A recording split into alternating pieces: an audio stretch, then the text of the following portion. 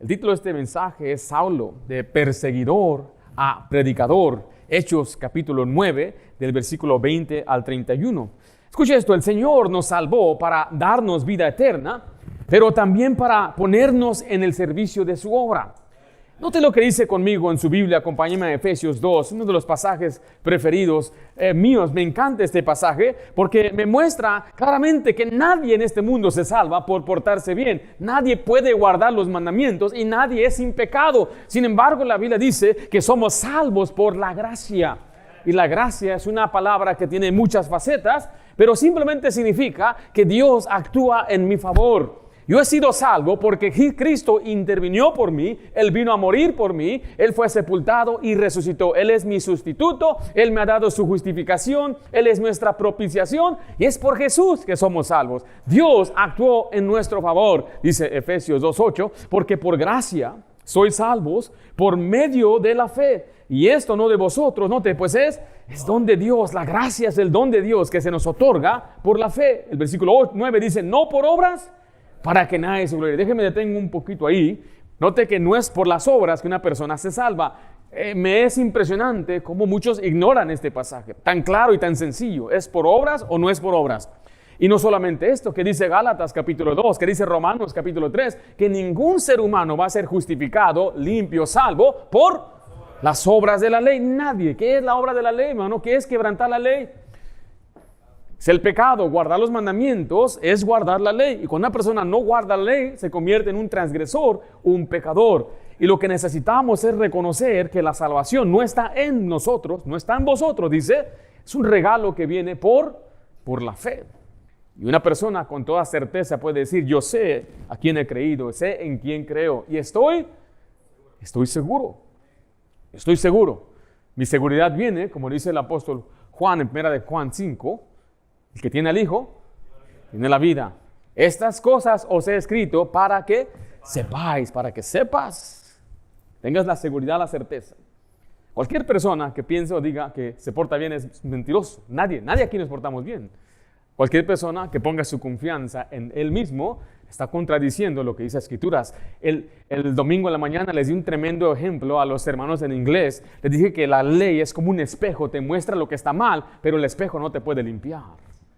Solamente la sangre de Cristo nos puede limpiar. Sin embargo, ahora que somos salvos, no nos quedemos sentados nada más ahí. Mira lo que dice el versículo 10. Porque somos hechura suya, creados en Cristo Jesús. Esta frase, creados en Cristo, es la nueva creación en la salvación. ¿Para qué dice ahí? Para las buenas obras, las cuales Dios preparó de antemano para que anduviésemos en ellas.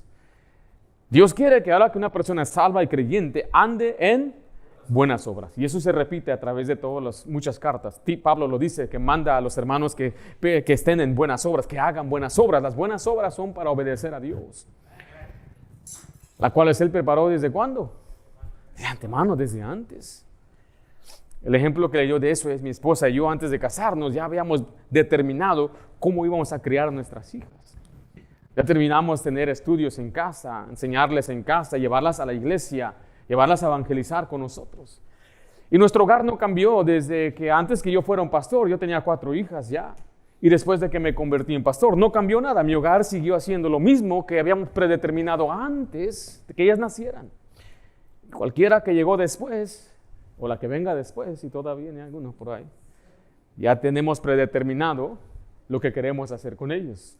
Y Dios hizo eso con nosotros. Él ya había predeterminado que cada creyente que es salvo debe andar en buenas obras. Esta no es una opción.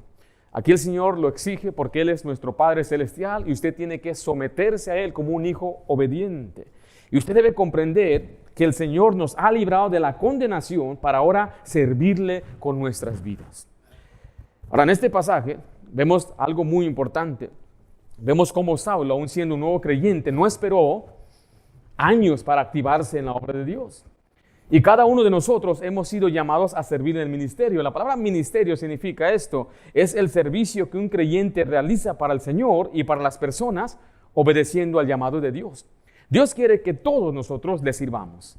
La salvación no lo dejó inactivo a Saulo, sino que le impulsó. Y el primer ministerio que cada cristiano tiene, es lo que Pablo hizo, es testificar y es evangelizar. El comienzo de todo es con la fidelidad a la iglesia. Usted quiere saber, pastor, ¿cómo yo puedo crecer? Venga a la iglesia. Siempre que las puertas estén abiertas de su iglesia, usted debería estar en la iglesia. Y créame que hay iglesia, está hablando con un amigo que dice que ellos no pueden tener servicios por la tarde los domingos y anhelan, hay gente que quiere crecer. Usted debe considerar la bendición que tiene de poder venir a una iglesia, tres para triunfar, para crecer, para fortalecerse, discipulados, escuela dominical, enseñanzas. Pero la segunda cosa que usted debe hacer es evangelizar. Y usted debe considerar la más grande bendición es compartirle el evangelio a otra persona. Es enseñarle que Jesús murió por ellos. Ahora, usted puede verlo de dos maneras. ¿Es a fuerzas o es voluntario? Pablo dijo, ay de mí, si yo no anuncio el evangelio. Sin embargo, el Señor sí promete una bendición. La bendición es la recompensa. El domingo hablamos de una corona, la corona de gozo de aquel que comparte el evangelio. Y les digo esto porque así es como usted va a empezar a madurar. Y después que usted madure, se prepara para servir a otros. Así entendemos que el ministerio no depende de la experiencia ni de la preparación humana solamente, sino que hay casos donde Dios llama a algunos a su ministerio. Vaya a Pedro 4 en su Biblia, quiero que lea este pasaje conmigo, por favor, porque algunos dicen, bueno, ¿quién debe servir en la iglesia? Mira, hay dos clases de personas en cada iglesia bíblica. Son los administradores, o sea, los obispos, o sea, los pastores que Dios ha establecido. El domingo voy a hablar acerca de cómo se establece un pastor, porque yo no me puse solo, yo no me autodenombré pastor tampoco. Yo fui enviado por otra iglesia, un pastor me entrenó, me preparó, pasé años en la preparación y estudiando, y después de ser probado, no solamente yo, mi familia, fuimos establecidos por el Señor, por la confirmación de una iglesia local aquí en Santa Ana. Ese es como Dios empieza a bendecir una obra cuando uno hace lo que Dios pide. Sin embargo, todos los demás que no son pastores, Dios los ha llamado también a servir dentro de la iglesia. Entonces, algunos sirven como pastores y los otros sirven apoyando la visión que Dios ha dado a su pastor. Pedro 4:10 dice, cada uno según el don que ha recibido, mire, ministrelo, la palabra que estamos aprendiendo, el ministerio, ministrelo a otros como buenos administradores de la multiforme gracia de Dios. Si Dios le ha salvado a usted le ha dado dones espirituales para ministrarlo, para servir a los demás, para que usted sea útil. Usted es parte del cuerpo y el cuerpo tiene miembros esenciales y necesarios. Recuerda, hay dos clases de personas. Sin embargo, de este grupo, de los que ayudan a los pastores, van a salir pastores también. Dios puede llamar a otros a que sean pastores y misioneros. Y también puede comisionar evangelistas o maestros o todo tipo de obreros en la iglesia. Y todo esto le estoy diciendo que es para aquellos que han sometido y son fieles a lo que Dios pide. Hay dos clases de personas, pastores y los que apoyan a los pastores. Y de los que apoyan a pastores, de aquí van a salir otros que sean pastores. ¿Sí me estoy explicando? Bueno, y es lo que vamos a ver el patrón en el apóstol Pablo, que aquí se llama Saulo. Usted se va a asombrar en la preparación de Saulo antes de establecerse como un pastor.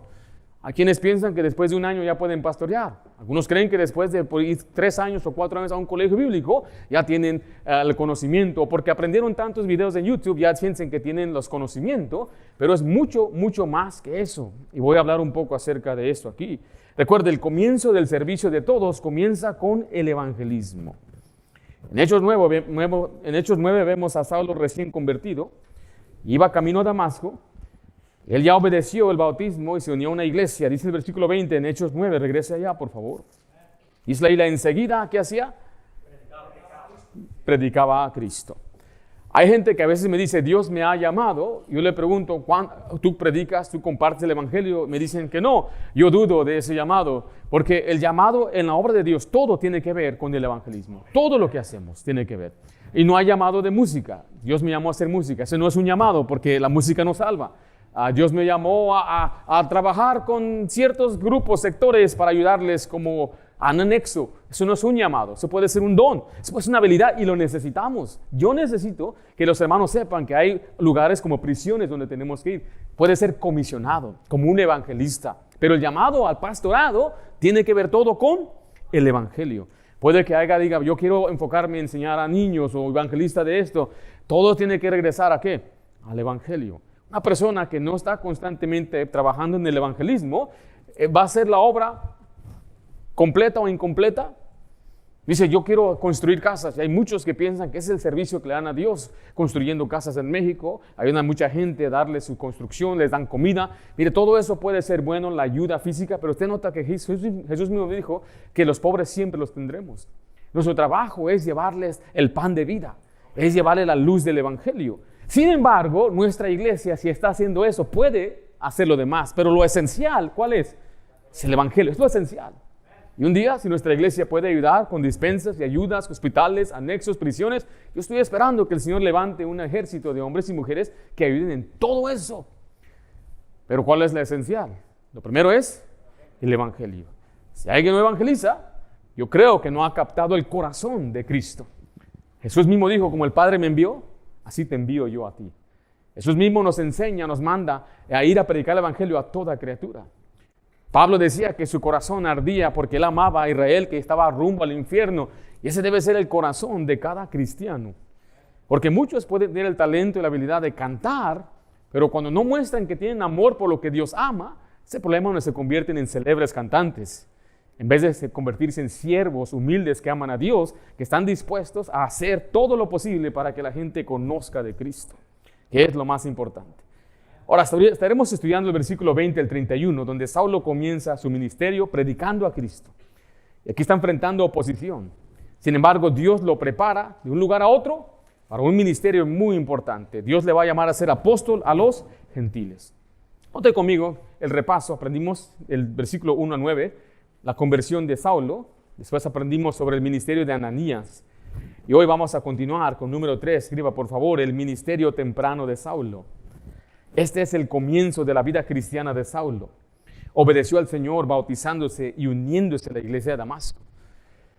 Me recuerda mucho de mi propio padre. En el año 92 lo invitaron más o menos en mayo a una iglesia bautista allá en la ciudad de Southgate, que a propósito de estas semanas la iglesia cumple 40 años de existencia.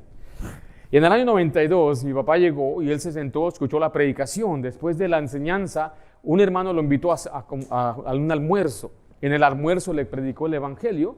Yo me acuerdo ver a mi papá recibir a Cristo en esa cocina, en una casa en la ciudad de Linwood.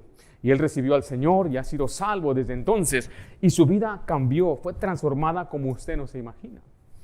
Fue un cambio, lo que muchos dirían radical y drástico. A lo menos es lo que sus parientes decían de él. Estás exagerado, Jorge. Estás muy entrado, Jorge. Pobrecita tu familia, Jorge. Pero él empezó a cambiar todo, su forma de hablar, la atención que daba a sus hijos, a nosotros.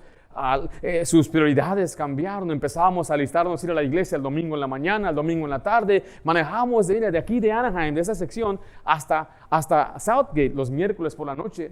Durábamos 1 hora y media para llegar a la iglesia. Mi papá llegaba, rápido comía, se alistaba y nos llevábamos. Ya estábamos en ese tráfico del 5, el 7, 10, bajándonos en la Firestone. Oh, mi querido hermano, lo hicimos por años. Todo eso es porque una persona reconoce lo que Cristo hizo por él. Y mire, Pablo es una persona que su vida cambió drásticamente. En Hechos 9:18, recuerda, dice la Biblia que él fue salvo, fue bautizado, y el momento le cayeron los ojos como escamas y recibió al instante la vista. Y levantándose fue bautizado. Después de su conversión y obediencia inicial en el bautismo, él se une a la iglesia en Damasco. Y Saulo no tardó en comenzar el ministerio, el cual Dios le había llamado. Recuerde, también Saulo tiene un llamado especial. Saulo, nadie de nosotros podemos compararnos a Saulo, ni tampoco a Jeremías, que desde el vientre nos llamó. No, eso es algo específico para ellos. Pablo fue también ya determinado antes de que naciera. Y él tiene un ministerio específico, pero Dios lo va a preparar. Sin embargo, vamos a atacar algunos principios que podemos aplicar a nuestra vida. Por eso le tuve que dejarle saber al inicio que Dios le ha llamado. Hay gente que dice, bueno, que el pastor le eche ganas, los hermanos le echen ganas, los asistentes. Yo no soy llamado, usted es llamado también. No es llamado a ser pastor, pero es llamado a servir dentro de la iglesia. Por eso le quiero repetir, recalcar eso, que Dios le ha llamado a usted. Y usted debe activar desde el inicio de su salvación. No tiene que esperar hasta que usted vaya en un colegio. Me decía un hermano que en su iglesia lo tenía que mandar a un seminario para poder evangelizar. El evangelismo no es algo complicado. El evangelismo es lo primero que cada cristiano debe aprender. Ahora, cada vez debe mejorar y su conocimiento. Hermano Oscar y yo platicamos, hermano Rafael y yo platicamos. ¿Qué hermano le ha hecho mejor ganador de almas? Sino conocer más la Biblia, leer las Escrituras. Cuando ustedes empezaron, ¿sabían o no sabían? No sabían. ¿Y qué les hace mejor? Leer la Biblia. Manuelario puede confirmar lo mismo. Es conocer las Escrituras. Es conocer más la doctrina. Venga y escuche predicación, la enseñanza. Usted va a ser un mejor ganador de almas. Sin embargo, no tiene que esperar años. Aquí le voy a mostrar en la Biblia cómo Pablo empezó su ministerio de una manera muy sencilla. Escriba conmigo la predicación de Saulo. La predicación de Saulo. Note en Hechos 9:20, dice, enseguida predicaba. Aquí vemos a un hombre con un llamado específico, y aquí quiero ahora retar a aquellos que dicen que fueron llamados. Hay algunos que dicen que Dios les ha llamado al ministerio. Yo creo que la mayoría de la gente no sabe ni qué es eso. Se emocionaron, se dieron un gusto, o simplemente fueron conmovidos. Yo escuché de un muchacho que de uno que dio su testimonio, que era del barrio, y dijo, no, yo me identifico con él, yo también soy del barrio, y con eso ya creyó que Dios lo llamó. Hermano, no es así. El llamado, le voy a explicar enseguida cómo es. Sin embargo, el llamado de Pablo era ser un apóstol y predicador. Mira, si Dios le ha llamado, entonces predique. Entonces le digo a algunos, Dios te llamó, sí, vas a predicar. No, tengo miedo. Entonces, ¿te llamó Dios o no te llamó Dios? Si tú crees que Dios te llamó, Él te va a habilitar. Si crees que Dios te llamó, Él te va a proveer. Si tú piensas que Dios te llamó, entonces tienes que empezar a activar. Cuando un hombre llega a ser llamado a predicar el Evangelio, no comienza entonces para llegar a ser predicador. Ya es predicador, es un predicador en entrenamiento. Note el contenido del mensaje de Saulo en el versículo 20. Dice, enseguida predicaba a quién, dice ahí. Predicaba a Cristo. El primer mensaje de Saulo fue sencillo y claro. ¿Predicaba a quién? A Cristo. Pero ¿qué dice al final? Dice, diciendo que este era el Hijo de Dios. Esta frase no es una frase que Pablo lo dice a la ligera. Hoy cualquier secta dice, Jesús es el Hijo de Dios. Pero la Biblia, cuando usa esa frase, se refiere a algo muy específico. Vayan a su Biblia a Juan capítulo 20, quiero que vean el versículo 31. Decir que Cristo es el Hijo de Dios significa que Él es el Mesías enviado por el Padre y que creer en Él es la única manera de tener vida eterna. Eso es lo que la Biblia enseña cuando una persona reconoce a Cristo como el Hijo de Dios. Juan lo dice así en Juan 20, 31, pero estas se han escrito para que creáis que Jesús es el Cristo. ¿Qué es la siguiente frase ahí? El Hijo de Dios, para que creyendo tengáis vida en su nombre. Cuando Jesús le dijo a los judíos que el Padre, que Dios, Jehová era su Padre, lo querían apedrear. Porque él, decían, lo acusaban, siendo hombre, se hacía Dios. Esta frase, Hijo de Dios, no es simplemente es como yo tengo hijos y es mi hijo, el hijo, Johan es tu hijo. Acá Jehová tiene a su hijo Jesús. No, esa frase significa que Él es el Mesías ungido para salvarnos, Dios mismo, y darnos vida eterna. Entonces, ¿qué predicaba Pablo o Saulo? Que Jesús era el Mesías, el Salvador, el único medio, Dios mismo, el Señor. Y esto entonces ofende a los judíos. Note que él estaba en contra de esto. Y ahora él mismo está predicando este mensaje. No habló de filosofía ni tradiciones, sino del Salvador que él acababa de recibir. En Corintios 1:23 nos dice esto, pero nosotros predicamos ¿a quién? A Cristo crucificado. Mire, para los judíos ciertamente tropezadero y para los gentiles locura. El mensaje que predicamos es contrario a lo que el hombre piensa que es correcto. Poco nada más por creer, poco nada más por poner la fe en Jesús. Hasta los demonios creen y tiemblan. Siempre usan Santiago 2, un pasaje fuera de contexto que no tiene nada que ver con la liberación o de la condenación. Sin embargo, eso es lo que lleva a mucha gente a creer, a mofarse, decir, ¿a poco tú crees que solamente por creer? ¿Sí? La Biblia nos enseña claramente que este es el poder de Dios para salvación, es el Evangelio. Y nadie se salva, le repito, por portarse bien, por ser bueno, por guardar la ley. No nos hagamos, diré, porque usted, ¿cuánto orgullo tiene? Nada más empezar en el orgullo. ¿Quién se cree? ¿Cómo me hablan a mí? Se le ve a veces en el rostro a ciertas personas, orgullo, los ojos altivos. Nada más con el orgullo. Porque algunos dicen, yo nunca he matado, pero en tu corazón has sido un homicida. Es la idea que el que aborrezca a su hermano es un homicida. Dicen algunos, si sus ojos tuvieran fuego, ya hubieran consumido. A veces nosotros nos vamos a extender a pecados así, pero ¿qué tal la diré o no la diré? La glotonería, ¿es pecado eso? ¿Sí es? ¿Qué tal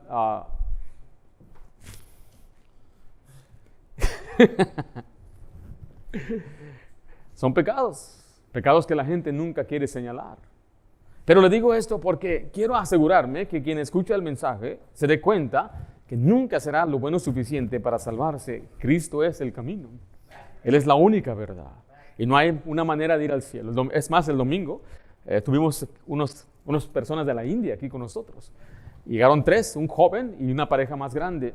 El joven andaba meneando la cabeza, estaba alegre, estaba de acuerdo con el mensaje. El título del mensaje era, ¿qué tengo que hacer para ser salvo? ¿Cómo se salva una persona?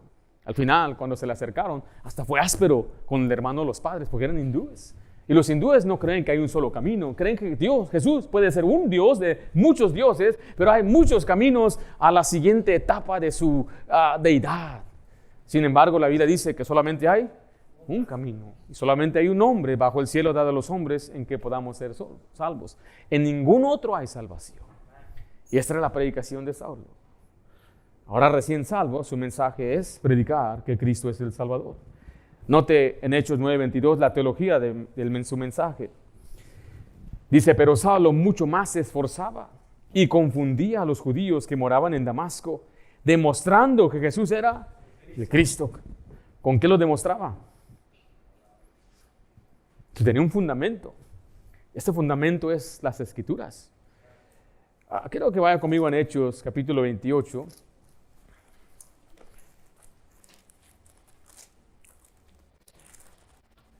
En estos tiempos, antes de que se formara lo que ahora tenemos como el Nuevo Testamento, la Biblia, ellos usaban las Escrituras del Antiguo Testamento. Dice la Biblia ahí en Hechos 28, versículo 23, y habiéndoles señalado un día, vinieron a él muchos a la posada, a los cuales les declaraba y les testificaba al reino de Dios desde la mañana hasta la tarde, mire, persuadiéndoles acerca de Jesús, hablando Pablo aquí con judíos, tanto por la ley de Moisés que por los profetas. Jesús mismo dijo que todo el Antiguo Testamento testifican de él. En Lucas 24 nos lo repite 2 veces.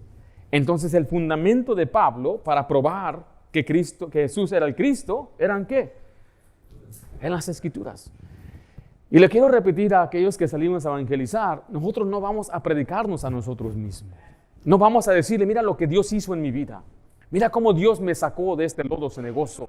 Ese no tiene poder para salvar a nadie. Los testimonios, aunque puedan motivar, no es el poder de Dios para salvación.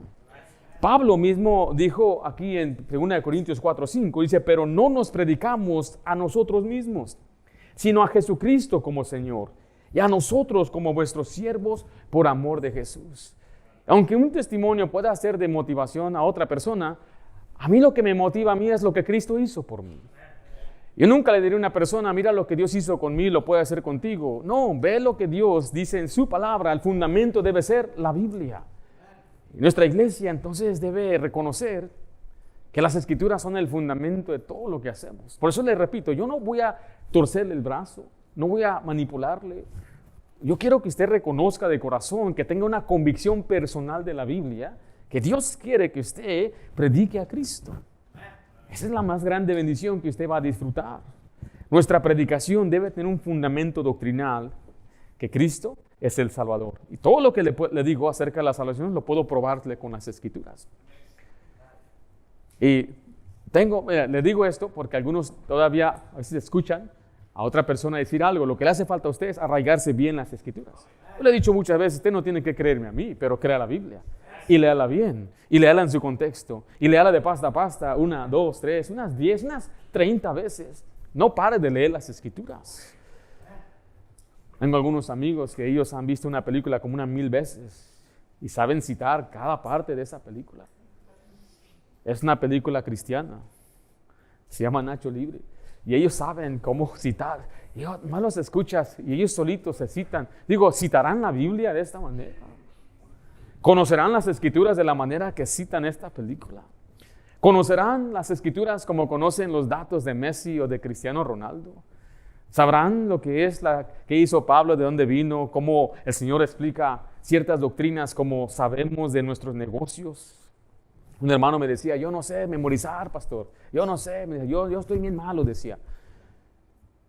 Y un día le dije, hermano, necesito unas tablas aquí. No, mira, pastor, usted ocupa aquí 10, papá. Me dio números y todo, y me di cuenta que lo que le interesaba, para eso sí era bueno.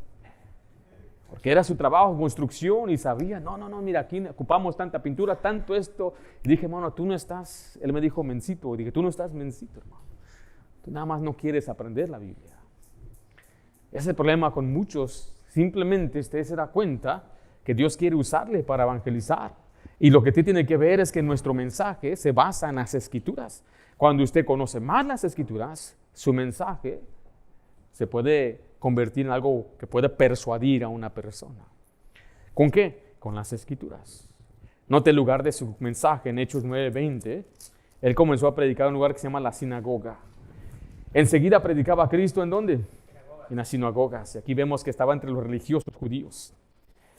Pablo siempre tenía esta costumbre cuando llegaba a una ciudad. El primer lugar donde buscaba una audiencia era una sinagoga. Las sinagogas eran unos lugares de reunión que se abrieron durante el tiempo que fueron deportados.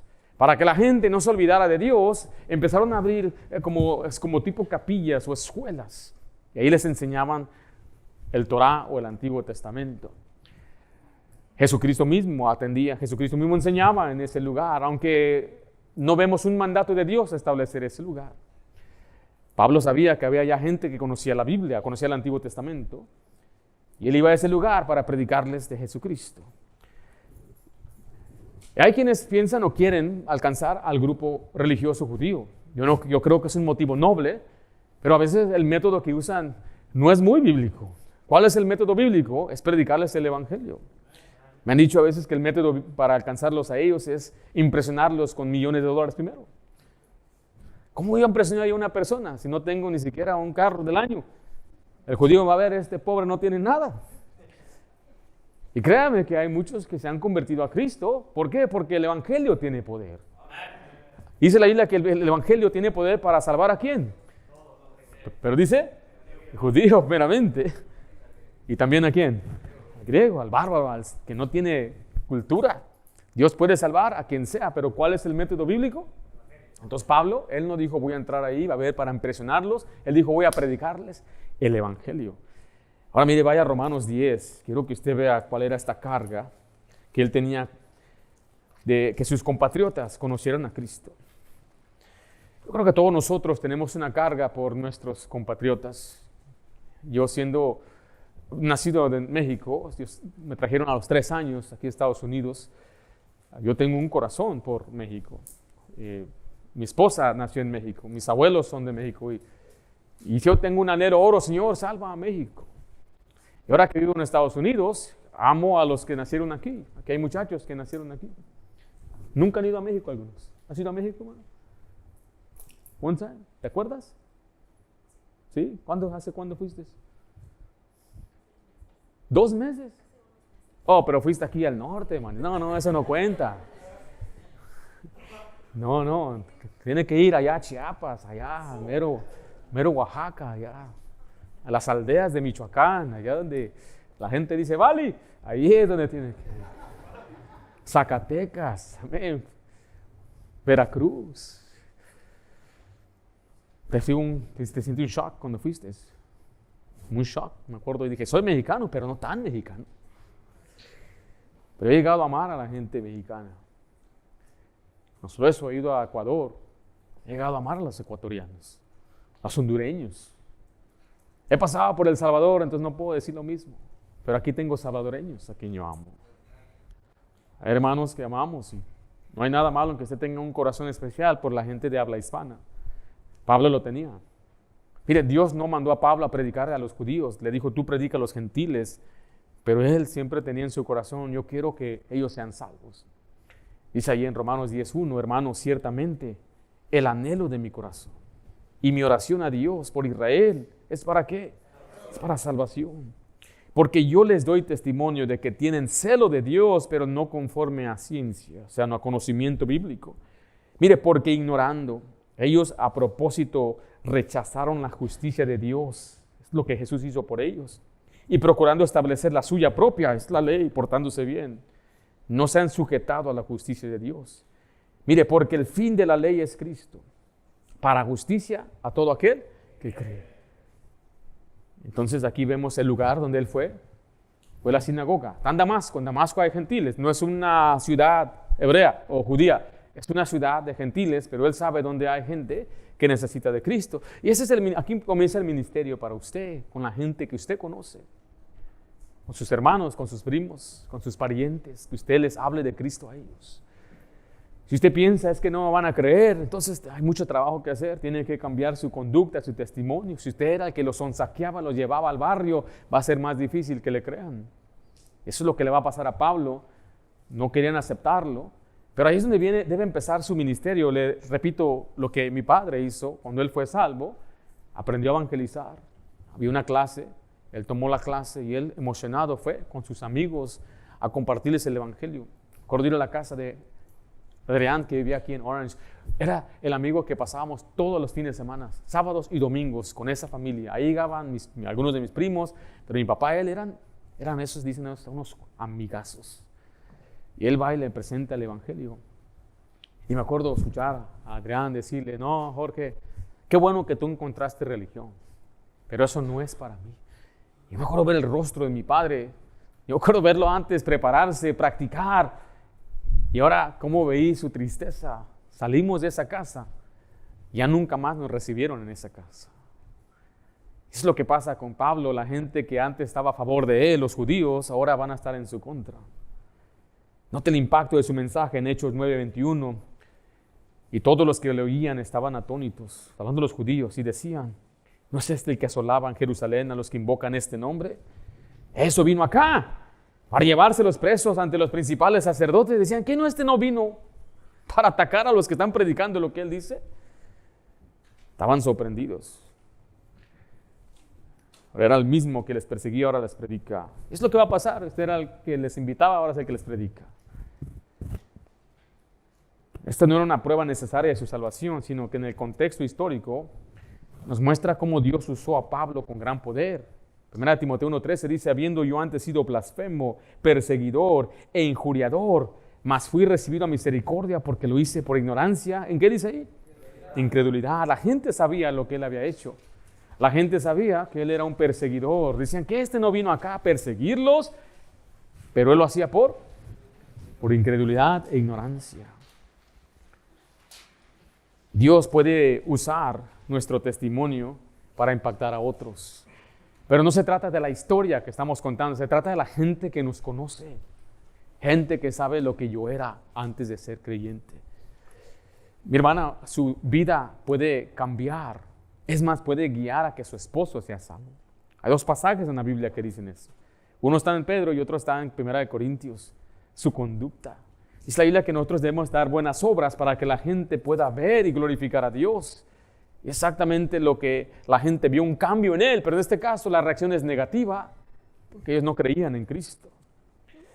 Aunque la salvación no depende de un cambio visible, sí debemos procurar vivir en obediencia, que la gente pueda ver que nuestro vivir va de acuerdo a las Escrituras. Porque muchas veces es por nuestra conducta de cristianos hipócritas que la gente no quiere venir a Dios. Que Dios nos guarde de eso. Note conmigo, letra B, la preparación de Saulo. En Hechos 9:22 dice la Biblia, pero Saulo mucho más se esforzaba y confundía a los judíos que moraban en Damasco.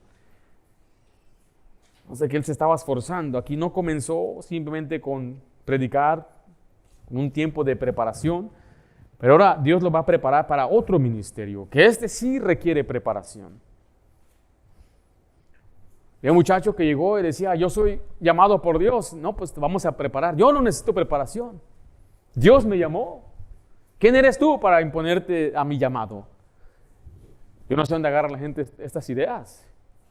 Pero vamos a ver el ejemplo de Pablo y quiero que vea cuánto tiempo él duró para prepararse. El gran apóstol. La preparación bíblica, no estamos hablando de preparación secular. Estamos mirando que Dios necesita darnos crecimiento, nos tiene que moldear. Saulo, por ejemplo, vemos que se apartó a Arabia para tener comunión con el Señor. Dice Gálatas 1:15, ¿están conmigo ahí? Pero cuando agradó a Dios, que me apartó desde el vientre de mi madre y me llamó por su gracia, es el pasaje que le citaba a usted. No significa que Dios llamó a todos de esa manera. Pablo es especial. El 16 dice, revelar a su Hijo en mí para que yo les predicase, le predicase entre los gentiles, no consulté enseguida con carne y sangre, ni subí a Jerusalén a los que eran apóstoles antes que yo, sino que fui a Arabia y volví de nuevo a Damasco. Después pasado, ¿cuántos años? 3 años subí a Jerusalén para ver a Pedro y permanecí con él, ¿cuántos días? 15 días. Ahora, quiero que note estas claves que está dando Pablo aquí. Usted y yo a veces leemos Hechos, capítulo 9, y no nos damos cuenta que entre el versículo 22 y 23 han pasado muchos años. Y vamos a ver la enseñanza que él tuvo. Y la preparación de Pablo no es como la suya y la mía. Por ejemplo, ¿quién prepara a un pastor? Otro pastor. ¿Quién preparó a Pablo o Saulo? Jesús mismo. Él tuvo una escuela especial. Note Gálatas ahí, el versículo 16. Dice, revelar a su Hijo en mí para que predicase entre los gentiles. Miren, no consulté enseguida con quién. ¿Qué es eso? ¿Qué es carne y sangre? Con otra persona, otro ser humano. El tiempo de esta estadía se ubica entre del versículo 22 y 23. Quiero mostrarles aquí si usted puede ver aquí, puse las fechas, el lugar y cuánto tiempo duró en cada lugar. Cuando él fue salvo, aquí están unas fechas aproximadas, iba camino a Damasco. Inmediatamente empezó a servir, no esperó nada. Pero no de conmigo, ¿duró cuántos años en Damasco? 3 años. Estuvo ahí con los hermanos de Damasco, 3 años, ahí se quedó. Después fue a Jerusalén, ¿cuánto tiempo? Note que escribí que fue a Arabia y Damasco. ¿Qué es Arabia? Un lugar desierto donde estaba él solamente con Jesús. Jesús le está entrenando, Jesús le está enseñando, Jesús lo está preparando. Después dice la Biblia que él fue a Tarso de Siria, vamos a ver, y duró ahí, escuchen, 10 años. ¿Ya hicieron la cuenta? ¿Cuántos años son? Son 13 años para prepararse antes de servir en Antioquía. 13 años.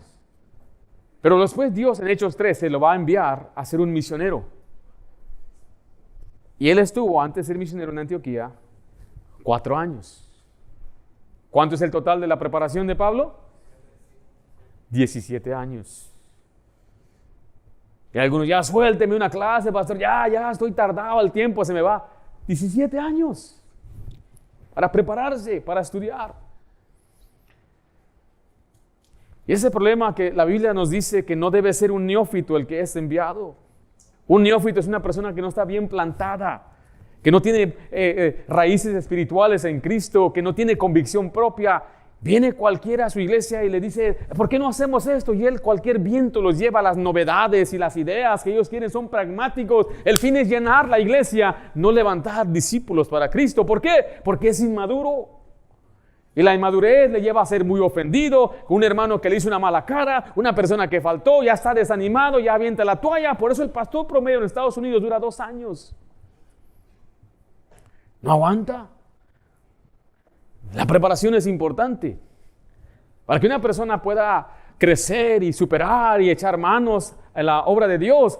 Y a veces vienen misioneros a nuestra iglesia, es muy difícil que nosotros aprobemos a uno. ¿Por qué? Porque le preguntaba, ¿qué experiencia tienes? No tiene experiencia. Le preguntas, ¿cuáles son los requerimientos para ser un pastor? ¿En dónde se encuentran esos? No saben ni qué es un pastor, cómo se forma el pastor, no pueden dar una explicación de una doctrina. Les digo, explícame la Trinidad, explícame la neumatología, explícame esto. No lo pueden decir, no están bien plantados. Y el problema es que después que ya están pastoreando, se desesperan y empiezan a devorarse cualquier libro que encuentren en vez de leer la Biblia. Pablo duró muchos años en preparación. Yo no estoy diciendo que una persona debe durar 17 años para prepararse de ser pastor, pero sería buen. Yo duré desde que me empecé a servir a Dios en el colegio a los 19 años y llegué a ser pastor hasta los 33 años y todo ese tiempo era un tiempo de preparación. Eso escucho y se graduó, ya lo están mandando por la emoción y la necesidad que hay. Yo sé que hay necesidad, pero va a hacer más daño que bien. Usted tiene que reconocer, mi hermano, que si usted quiere servir al Señor, Dios lo puede usar inmediatamente para evangelizar, pero para servir sí requiere preparación, requiere madurez. Porque cuanto más usted se envuelve en la obra de Dios, ¿qué cree? Hay más oposición del diablo. Entonces no es nada más por la emoción. La emoción puede ser buena. Dios usa el deseo que Él pone en una persona que quiere servir. Pero el deseo no es suficiente. Debe haber una convicción personal bien arraigada en Cristo, que cuando llueva, truene, usted va a ser fiel a Dios. Tiene un compromiso con Dios, no con un pastor. No conmigo, no es conmigo. Le digo a usted, si usted piensa que usted me debe algo a mí, usted no me debe nada a mí. Todo se lo debemos a Él. Y mire, yo le voy a fallar y le he fallado, pero Dios, Él nunca nos falla. Por eso me motiva siempre seguirle a Él, porque Él sigue siendo fiel. Y si yo quiero seguir siendo también usado por Dios, yo no me voy a preocupar de tener luces, actividades y un montón de novedades para atraer a la gente. No, Señor, simplemente tenemos que ser fiel a la predicación. Un ministerio, no de métodos, sino con principios bíblicos. ¿Importa la preparación? Ahora, ¿por qué recibió Pablo esta preparación? Note Pablo cómo enseña a Timoteo que él debe preparar a los hombres. En 2 Timoteo 2:2 dice, lo que has oído de mí ante muchos testigos, esto encarga a hombres fieles. Note, que sean ¿qué?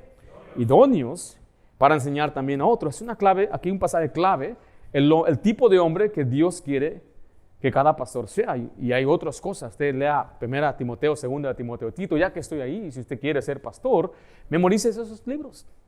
Conózcalos de corazón. Memorice 1 Timoteo, 2 Timoteo y Tito. Usted va a crecer, va a aprender mucho. Y es la forma en que ahora se forman pastores. Pero en Romanos 1:1 nos muestra que el llamado de Pablo no es como el llamado de hoy, porque Dios lo llamó específicamente a él para ser un apóstol. Dice Romanos 1:1, Pablo, siervo de Jesucristo, llamado a ser ¿qué? Apóstol. ¿Y alguien se acuerda qué significa apóstol? Un enviado, una persona enviada, mire, personalmente por Jesús. Alguien que es un testigo ocular de que Cristo resucitó. Cualquier persona que hoy se llame apóstol no puede autodenominarse así porque no vieron a Jesús resucitado. Solamente los que han visto a Jesús. Y no había solamente 12, había más. Había hasta 500 hermanos en una sola vez. Sin embargo, Pablo es llamado a ser un apóstol por el Señor. 1 Corintios 15:9, porque yo soy el más pequeño ¿de qué? De los apóstoles, que no soy digno de ser llamado apóstol porque perseguí a la iglesia de Dios. Saulo fue llamado y apartado directamente por Dios. Y aunque él lo consideraba algo indigno, Dios lo constituyó apóstol. Timoteo no fue establecido como apóstol, se le llamó un anciano o un pastor. A propósito, Pablo no fue un pastor, él nunca se llama pastor ni anciano. Pedro sí fue un apóstol y pastor, él se llama un pastor y se refiere a los príncipes de los pastores. Sin embargo, la forma en que Pablo fue llamado fue con un propósito específico, ser apóstol de los gentiles. Note 2 Corintios 1, va a ser el versículo 1 ahí. Aquí vemos que en este oficio los apóstoles recibían ellos revelación divina. Dice, ciertamente no me conviene gloriarme, pero vendré a las visiones y ¿a qué cosa? A las revelaciones del Señor.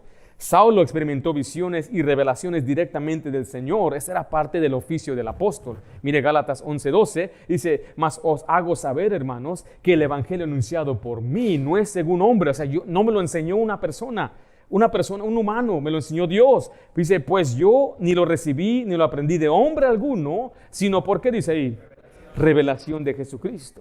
El evangelio que Saulo predicaba venía directamente de la enseñanza de Jesús. Es algo muy impresionante.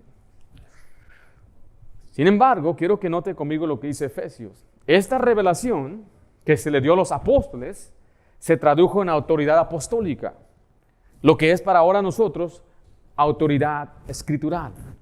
Lo que usted tiene escrito, lo que tiene en su mano, los libros del Nuevo Testamento, desde Mateo a Apocalipsis, todos ellos fueron testigos oculares. Ellos vieron, quizás con la excepción de Lucas, que él hizo un tratado de una investigación. Pero todos los demás, ellos son apóstoles. Note lo que dice Efesios 3:2. Así es que habéis oído de la administración de la gracia de Dios que me fue dada para con vosotros, que por revelación me fue declarado el misterio, como antes lo he escrito brevemente. ¿De dónde recibió él lo que les escribió? ¿Revelación de quién? Dice el 4, leyendo lo cual podéis entender cuál sea mi conocimiento en el misterio de Cristo. Misterio que en otras generaciones no se dio a conocer a los hijos de los hombres, como ahora es revelado, ¿a quién dice ahí? A sus santos apóstoles y profetas por el Espíritu. Entonces note que ahora la revelación, ¿a quién se les dio? A los apóstoles. Pablo mismo enseña que Cristo estableció a los apóstoles como el fundamento de lo que ahora tenemos las Escrituras. Entonces, vemos la revelación del ministerio de Cristo que Saulo recibió, se convierte en enseñanzas. ¿Qué escribió Pablo después? Primera, segunda de Corintios, Romanos. ¿Qué más escribió? Todas las cartas paulinas, Gálatas, Efesios, Colosenses, Tesalonicenses, Timoteo, Filemón, y algunos argumentan que Pablo escribió Hebreos, o no. Sin embargo, vemos que todo lo que fue escrito es revelación de Dios y ahora es nuestra autoridad. La única autoridad de fe y práctica es lo que dice la Escritura. Entonces usted tiene que tener la certeza, el gozo de que usted no tiene que estar engañado por lo que una persona diga. Usted tiene la Biblia. Y hay algunos que quizás le da flojera leerla. Pero cuanto más usted la lee, usted será libre. La palabra de Dios dice, mi palabra es verdad. Y la palabra nos hará libre. ¿Hará libre de qué? De la mentira, del engaño, aún de las ataduras del diablo. Sin embargo, vemos cuál es lo esencial para que una persona sea llamada o enviada al ministerio. Nada más aquí, entre comillas, es ser llamado por Dios. Este llamado, según Timoteo, es un deseo que Dios pone en su corazón. Pero el deseo no es suficiente, porque debe tener un carácter irreprensible. Primera de Timoteo capítulo 3 y Tito capítulo 1. Aunque usted tenga el anhelo de todo el mundo, pero usted no puede cumplir con lo que Dios espera, usted no puede ser un pastor. Y no es que nosotros oprimimos a la gente, pero Dios ha dado el trabajo al presbiterio y a la iglesia local, liderazgo, en aprobar el llamado de Dios. Hay gente que ha venido a nuestra iglesia y dice, yo quiero que usted me envíe. Si yo no voy a enviar a una persona que no está irreprensible, dice, no pongas con ligereza las manos, no impongas, porque vas a participar de sus pecados. Y yo sé que en estos días cada vez es más difícil vivir una vida irreprensible, pero es parte. Necesita la capacidad de enseñar la sana doctrina. Usted dice, es que yo tengo una buena familia, puedo cumplir, pero no tiene el don, porque es un don transmitir verdades bíblicas. Yo sé que a veces podemos aprender a desarrollar un buen bosquejo, pero hay quienes tienen un don especial. Dios los usa de manera muy dotada para poder transmitir la verdad. Y eso, si usted no tiene ese don, no lo tiene. No puede decir, yo no lo tengo, yo quiero, se aferra. No, si Dios no le da ese don, no se aferre a eso. Pero también necesita el respaldo de la iglesia local. Cualquier persona que se ponga solo a ser pastor. Cuando tenemos este almuerzo de nuevos miembros, yo les enseño no solamente un certificado de ordenación, y todo eso lo hacemos porque necesitamos transparencia y que ustedes vean una imagen donde mi pastor y los líderes de su iglesia están imponiendo sus manos. La imposición de manos bíblicamente significa que están mostrando aprobación. Conocemos a este hombre, vivió entre nosotros, conocemos a su familia, ha servido, ha sido fiel. No se debe imponer a la ligera. A veces pastores me dicen, voy a ordenar a este hermano, ven, pon tus manos sobre él. Y dijo, no hombre, yo tengo miedo a hacer eso, porque no es algo que debemos hacer a la ligera. Yo no conozco a ese varón. A veces he visto en línea que están ordenando a alguien. Le dice, gracias hermano. ¿Cómo se llama tu esposa? Que no conoce el nombre de su esposa. Si la esposa no quiere ir, no debes ir. Si ella está cuestionando, yo no sé si tú la puedes hacer. Yo no quiero ir, yo no quiero ser. No vayas. No puedes, tiene que querer. ¿Tú quieres ir? Sí, quiero ir. ¿Estás dispuesta a sufrir? Sí. ¿Tu esposo es un buen esposo? Bueno. ¿Tu esposo te trata bien? De vez en cuando, a veces se le sale ahí. ¿Te trata bien? ¿Te acuerdas de tu cumpleaños y todo eso? Dice que eso es del mundo. No va a funcionar. Y dice, bueno, es que tengo a mis hijos aquí, pero una de mis hijas anda media rebelde, pastor. Ahí la metieron ahí a la escuela especial porque la corrieron de ahí. No, entonces no tiene a sus hijos de buen ejemplo. Todo eso es muy importante. A veces llega un hombre mayor y este hermano mayor que lo enviaron, yo no estaba de ahí, dije, hermano, no pueden enviarlo. Sus hijos son mayores, no son creyentes. Algunos hasta todavía creen en la religión. No, pero es que él está bien. No se trata además de él. La Biblia claramente menciona que debe gobernar bien su casa, tener hijos creyentes, que no estén acusados de disolución. Pero ya la familia está bien, pero mira ahora, le gusta el dinero. No, hombre, siempre anda buscando cómo le hago y cómo voy a ganar. A un hermano le hicieron la pregunta, ¿tú crees que está bien que el pastor quiera ser rico? Oh, tiene que ser rico, si no, no. El hombre de Dios no debe ser motivado por el dinero, debe ser motivado por ayudar a los demás. Yo sé que gente viene de otras iglesias, oh, bola de rateros, y ustedes pastores roban y esta, bla, bla. Ellos no saben ni siquiera lo que hacemos aquí, y lo que ayudamos y lo que hemos dedicado al Señor. Hicimos un anuncio de Facebook, que a propósito ya llegaron varios a nuestra iglesia, el domingo en la noche fueron salvos. Alguien puso un mensaje abajo, ustedes pastores con groserías y malas palabras, solamente robando, bla, bla, bla. Mala fama que se ha dado. Muchos pastores que trasquilan a sus ovejas. Y vamos a pasar el plato otra vez. Pero usted, que tiene meses conmigo, años, usted sabe, nosotros no estamos motivados por el dinero. Nosotros queremos servir a Dios. Pero mire, todo esto es importante. La preparación de Saulo. ¿Cuántos años? Antes de ser misionero. No diga, pastor, ya me voy a regresar a mi pueblo, envíeme, ¿no? A un hermano que lo agarró la migra, lo mandaron, quería que ya fuera misionero. No, así no funciona. Hay hermanos que se han ido, como un pastor que se llama Pedro Dávila, él no tenía documento, estaba aquí viviendo y Dios lo llamó a Sonora y él dijo, me voy a Sonora, jamás voy a volver a Estados Unidos. Y él fue, estableció su iglesia, ya aplicó para su visa religiosa, se la dieron y ahora regresa otra vez a Estados Unidos. Se llama fe, pero no como uno que nos llamó, nos dijo, oye, ya me votaron para acá, apóyeme, ¿no? Y así un pastor acá. Si no funciona. ¿Cuándo fue la preparación de Pablo? 17 años. Note la salida de Damasco de Pablo, al versículo 23 a 25, nos dice que después de predicar y ya formarse por el Señor, Saulo enfrentó una oposición. Note el versículo 23, ¿pasado cuánto tiempo? 3 años. Muchos días, pasando muchos días, pero Gálatas 1:18 dice, después, pasado 3 años, subió a Jerusalén para ver a Pedro y permaneció con él 15 días. Esto fue parte del tiempo que Pablo pasó en Arabia y en Damasco. Note el versículo 23, pasado muchos días los judíos resolvieron consejo matarle. O sea, aquí ya le dieron un primer sabor a Pablo de persecución. Pero sus acechanzas llegaron a conocimiento de Saulo. Ellos guardaban la puerta de día y de noche. ¿Para qué? Para matarle. Si usted compara este pasaje con Corintios, 2 Corintios 11:32, se lo voy a leer yo, dice, en Damasco, el gobernador de la provincia del rey Aretas guardaba la ciudad de los damascenos para prenderme y fui descolgado del muro. En 2 Corintios 11:32 al 33 nos deja saber que los judíos se involucraron con la política y con los gobernadores para atacar a Pablo.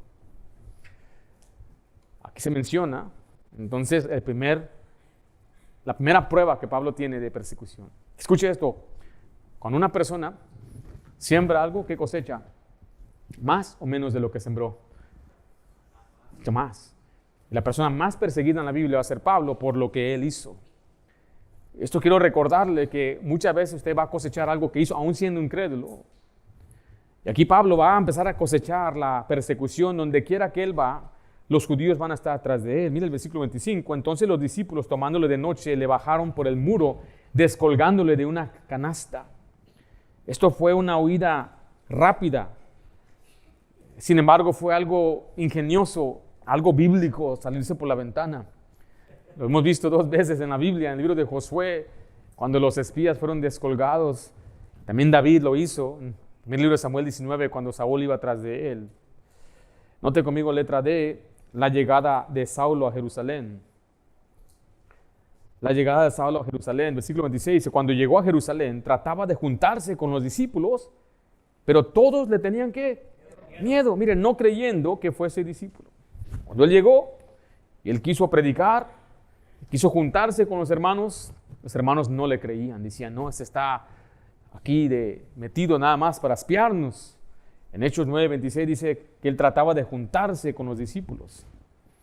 Pero alguien vino a ayudarle. El versículo 27 dice, entonces Bernabé tomándole, lo trajo a los apóstoles y les contó cómo Saulo había visto en el camino al Señor, el cual había hablado, y cómo en Damasco había hablado valorosamente en el nombre de Jesús. Se llama Bernabé, hijo de consolación.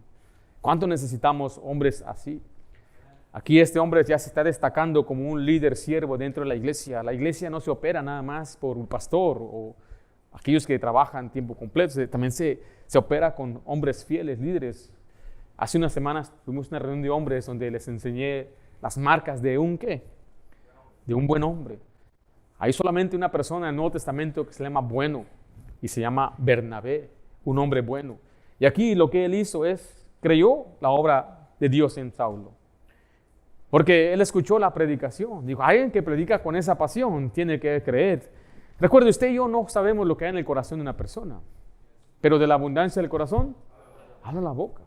Usted puede saber el cambio que viene una persona en cómo habla. Porque lo que habla refleja lo que hay en el corazón. Y después de que él creyó en Cristo, dice, él se arriesgó, lo trajo a los apóstoles y lo aceptaron. Pero nada más estuvo ahí unos cuantos días. Porque mira el versículo 28. Y estaba con ellos en Jerusalén y entraba y salía, y hablando denodadamente en el nombre del Señor, mire, y disputaba con los griegos, pero estos procuraban ¿qué? Oh, ya lo querían matar. Esa es la segunda vez que ahora lo están persiguiendo. Pues, ¿qué hace el Señor? ¿Qué hace Pablo? Él tiene que huir, tiene que salirse. Tengo un pasaje ahí que no voy a tocar, que es Mateo 28, 19, pero vaya conmigo a la letra E. Pablo es trasladado a Tarso. El traslado de Saulo a la ciudad de Tarso. Hechos 9:30 dice, cuando supieron esto los hermanos, lo llevaron hasta Cesarea. ¿Y lo enviaron a dónde? A Tarso. Entonces las iglesias tenían paz por toda Judea, y Galilea y Samaria, y eran edificadas, andando en el temor del Señor, y se acrecentaban fortalecidas por el Espíritu Santo. Note que la predicación de Saulo resultó en otro complot para matarlo. Puede ser que los mismos hermanos tenían temor de que iba a provocar otra persecución. Entonces lo enviaron hacia Tarso. En el versículo 31 dice la Biblia que solamente seguían a Pablo, o parece. ¿Por qué? Porque ¿qué tenían las iglesias después de que Pablo se fue? Tenían paz. Solo andaban tras de él. Ya que Pablo no estaba, ya se fue. Ok, se calmaron los judíos, déjenos, ya se fue. Pablo tenía una tremenda habilidad de hablar, que era bien persuasivo, tenía un impacto muy fuerte.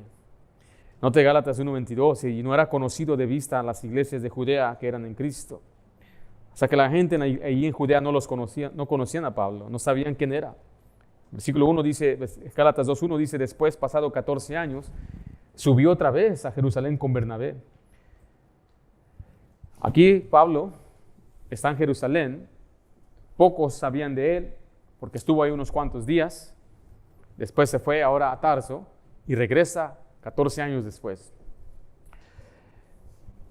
Y ahora se encuentra la iglesia con tranquilidad. Cuando la iglesia está con tranquilidad, dice la letra F, vemos la expansión de las iglesias. Entonces las iglesias tenían paz.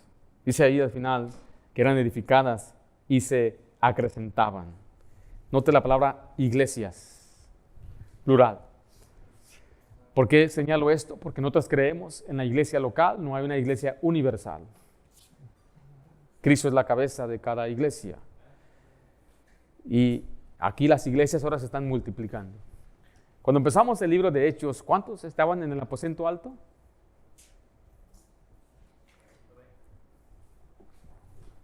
120. Predicaron en Pentecostés. ¿Cuántos fueron bautizados? 3,000. Después la iglesia crecía, se contaban entre 5,000 hombres, sin contar los hombres y las mujeres, se reunían en el pórtico de Salomón. Después ya había una multiplicación, ya la Biblia ya no los cuenta. Y en este pasaje ya no vemos la multiplicación de discípulos, vemos la multiplicación de ¿qué? De iglesias locales, donde ya están estableciendo pastores y líderes. En aquel tiempo establecían un grupo de ancianos.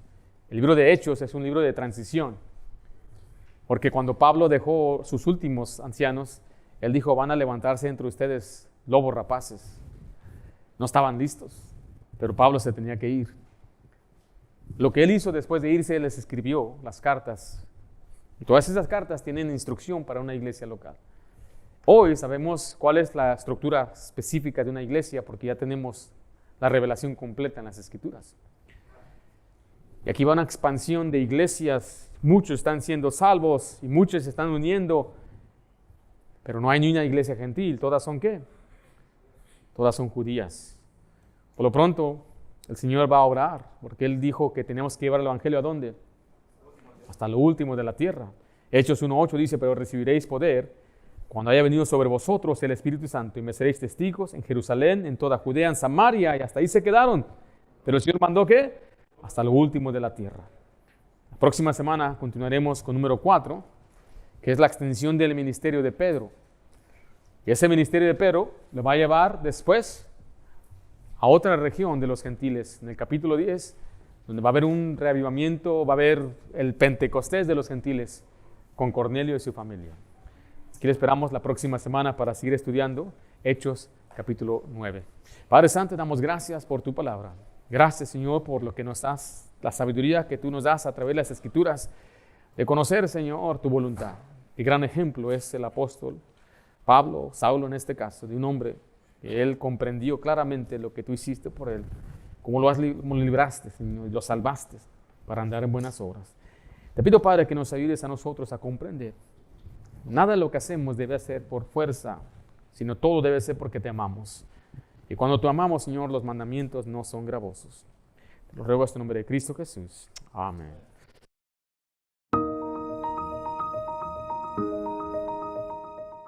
Gracias por escuchar los mensajes de la Iglesia Bautista de Santa Ana. Esperamos que la predicación haya sido bendición para su vida. Y si es así, comparta este mensaje con otra persona. Si es su primera vez, queremos darle gracias por honrarnos con su presencia y por ser nuestros invitados. Como iglesia queremos proveerle oportunidades para crecer. En los siguientes momentos estaremos anunciando los próximos eventos. Le invitamos a que planee su calendario con nosotros. Así que sea partícipe del horario de nuestra iglesia. Fortalezca su fe por medio de la predicación y la enseñanza los domingos a las 10 de la mañana. Crezca en el conocimiento de la palabra de Dios y aprenda cómo aplicarla a su vida diaria los domingos a las 6 de la tarde. Acompáñenos los miércoles a las 7 para nuestro estudio bíblico, donde estamos estudiando la Biblia versículo por versículo del libro de Hechos. Para ponerse al día con nuestro estudio, vaya a nuestro canal de YouTube y vea los sermones anteriores.